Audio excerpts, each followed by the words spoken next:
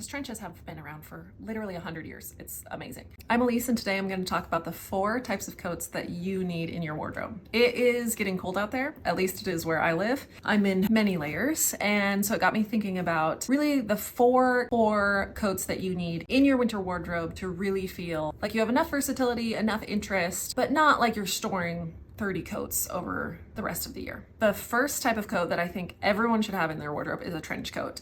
This could be because I studied abroad in France. I don't know, but I just love the way a trench coat looks. I think it polishes up every outfit you could possibly think of.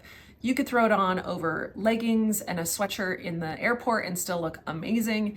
You could put it on with tennis shoes and a dress. You could do anything with it, and it feels like it is always polished, always timeless, and just such a wonderfully versatile coat. There are so many different styles of trench coat you can choose from. The classic trench, the double-breasted, the single-breasted, a different color, a different kind of fit, little more tailored, maybe more of a flare skirt, maybe straighter, more menswear inspired. There are just so many options for it. But as long as you get that really classic lapel, the classic epaulettes and storm flaps, those details that really make a trench, beyond that, I don't think you can go wrong. The other thing is there's a huge range in terms of quality. So you could buy a $300 trench and love it for many, many years. You could buy a $3,000 trench and love it for many, many years. The main things to consider when looking at trenches are, 1, the fit. You don't want anything too short, too long. Those tend to be a little trendier.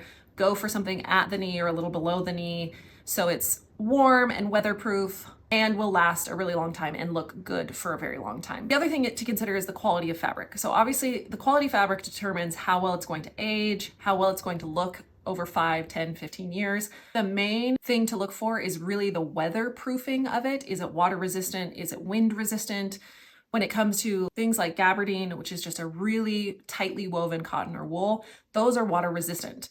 In a downpour, are you going to get it a little damp? Yes, but it's still very weatherproof because they're natural fibers. They're going to breathe well, they're going to dry well, they're going to handle the weather and still look very put together. Also, linings, make sure your trench is lined.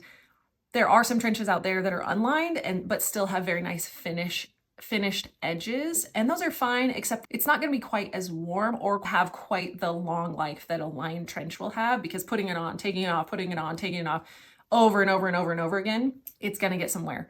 The other thing to consider is a lining is going to make it very smooth to put on, and so when you're putting it on every day, you're going to be able to slip in and out of it really easily with a good quality lining. Make sure it's really tailored well, looks good, belted, unbelted, whatever you want. Figure out the ways you like to tie the belt. I've really done some deep, nerdy research on how to tie trench belts, and I think it can be really fun and sort of an art form, and I love the different ways that you can tie those belts. So there's so many things to do. The versatility of a trench is really impressive, and that's why I love it so much.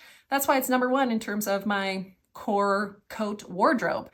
So follow along if you want to hear about the rest.